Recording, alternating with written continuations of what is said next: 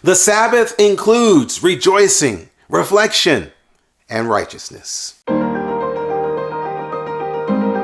Grace and peace, everybody. Welcome to Sabbath School Study Group. This is part number 3, Waiting on the Lord, looking through the book of Psalms. And now we're waiting in God's rest. This is the blessing of the Sabbath. Yes, even in the Psalms, we see the promise of the Sabbath. And we're not just talking in a principle. We're talking about the practical, the seventh-day Sabbath, the one that God ordained from creation, which lets us know that a part of having that full experience with God is not just worshiping Him in the right way, but it's even worshiping Him in the right day. But before we get into that rest, I want to thank you again for watching. Please subscribe to the channel, hit that like button so other folks can find the video, and visit us online.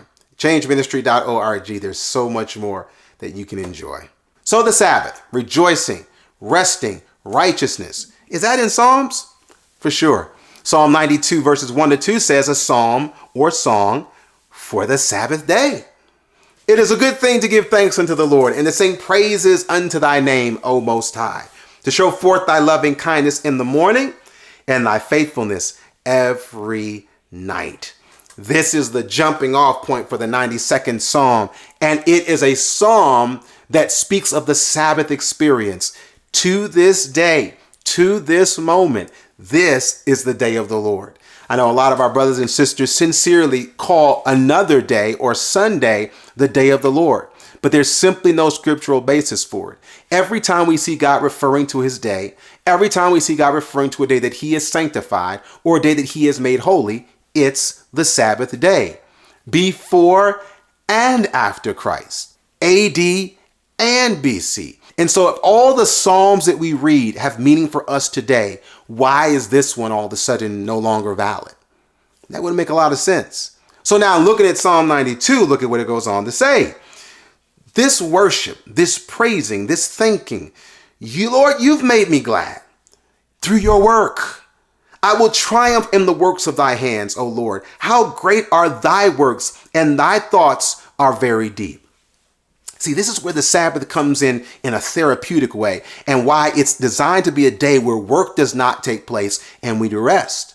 In resting from our work, we have the opportunity now to reflect on God's works. This is what the psalmist was saying, thy works, thy way, thy wonders. The Sabbath is an opportunity to let the dust settle and to look back and see how far God has brought us, to see his deliverance. It gives us perspective. And by getting that perspective, it's going to birth praise. That reflecting is going to lead to rejoicing. And that rejoicing, as far as God's concerned, is righteousness. It's the right thing to do and the right way to do it. So now when you skip down to verse 14-15, when it talks about the benefits, this righteousness, this reflecting, this rejoicing, they shall bring forth fruit in old age. They will still bring forth fruit in old age. They shall be fat and flourishing, to show that the Lord is upright. He is my rock, and there is no unrighteousness in him. Sabbath keeping and its relationship to righteousness. When we take every seventh day off and rest, literally, this verse is saying that it will have old age benefits. That makes sense. Where if I take a day off every week, and then I do that with 4 weeks in a month, I'm taking 4 days off of vacation every month. Well, now multiply that. There's 12 months in a year. So by the time you get to the end of the year, I've taken 48 days off. That's a month and a half of resting. 1 year. Now multiply that over the course of years. And the longer we walk in the promise of the seventh day Sabbath and we refrain from work, but rejoice, reflect, and be in righteousness, we've spent years in rest that by the time we get old, quote unquote, we don't look as old.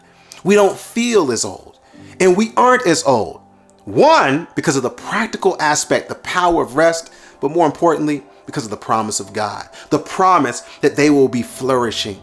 That we will be flourishing because we've experienced his Sabbath rest, as the psalmist encourages us.